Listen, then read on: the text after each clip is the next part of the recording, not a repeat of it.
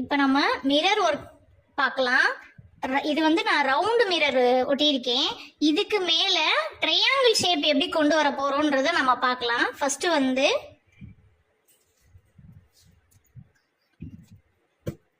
இப்படி ஒரு த்ரெட் எடுத்துட்டு ஃபர்ஸ்ட் ஒரு ட்ரையாங்கிள் ஷேப்லயே நம்ம வந்து ஃபர்ஸ்ட் ஒரு லாக் போட்டு கொண்டு வந்துக்குவோம். இதுக்கு பக்கத்துல ஒரு குட்டி லாக் போட்டுட்டு திரும்ப அடுத்து இந்த சைடு, திரும்ப அதுக்கு பக்கத்துல ஒரு குட்டி லாக் போட்டுட்டு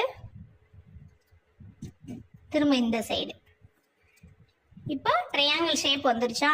இதுக்கு பக்கத்துல ஒரு குட்டி லாக் போட்டுட்டு இப்போ ட்ரையாங்கிள் ஷேப் வந்ததுக்கு அப்புறம் இந்த கேப் இருக்குல்ல, இந்த கேப்பை மட்டும்தான் நம்ம வந்து ஃபில் பண்ண போறோம். சென்டரை வந்து எதுவுமே பண்ணக்கூடாது. கேப்பை மட்டுமே எப்பயும் போல நம்ம ஃபில் பண்ற மாதிரி இதுக்கு பக்கத்துல ஒரு குட்டி லாக், திரும்ப இந்த சைடு, இதுக்கு பக்கத்துல ஒரு குட்டி லாக், திரும்ப இந்த சைடு, இதுக்கு பக்கத்துல ஒரு குட்டி லாக், திரும்ப இந்த சைடு. போக போக சின்னதாயிரும்.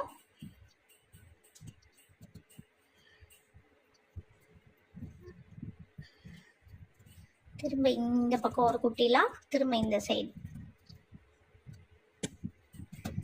ஒரு ஷேப் வந்ததுக்கு அப்புறம் நம்ம வந்து லாக் போட்டுறணும். திரும்ப அதே மாதிரி இந்த சைடு, இந்த சைடு இங்க இருந்து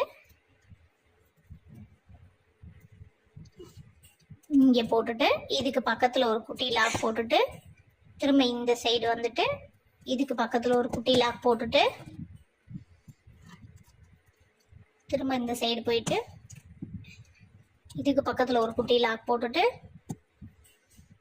திரும்ப இந்த சைடு வந்துட்டு இதுக்கு பக்கத்துல ஒரு குட்டி லாக் போட்டுட்டு திரும்ப இங்க.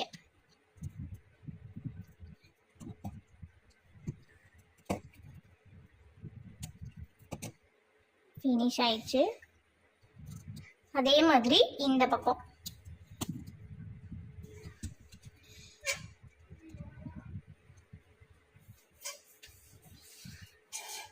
பார்க்கலாம். இந்த சைடு பார்க்கலாம்.